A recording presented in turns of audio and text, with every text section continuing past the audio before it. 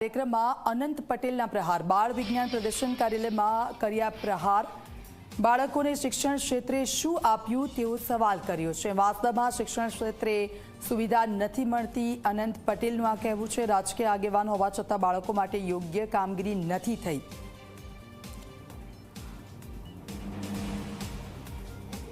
જે પણ યજમાન શાળાઓ ખૂબ હેતથી પ્રેમથી લાગણીથી અમારું સ્વાગત પણ કરે છે, પરંતુ મને ઉપસ્થિત પ્રશ્ન એ થાય કે અમે શિક્ષકો માટે શું કર્યું, અમે બાળકો માટે શું કર્યું, આ મંચસ્થ બિરાજમાન તમામ અમે આગેવાનો છે શું કર્યું।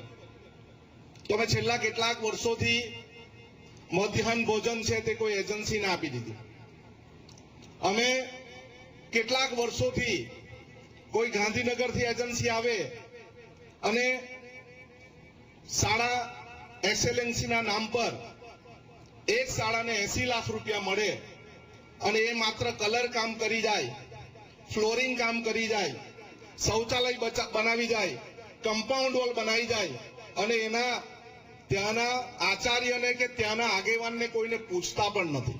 પણ બધું સાથે કહેવું પડે કે 200 ઇકો ને 200 વાન બંધ કરી દીધી, કોના પ્રતાપે ને કોના પાપે। આજે લીમઝરમાં, આજે બિનારમાં 2 થી 2.5 કિલોમીટર બાળકો ચાલતા સ્કૂલે જાય છે।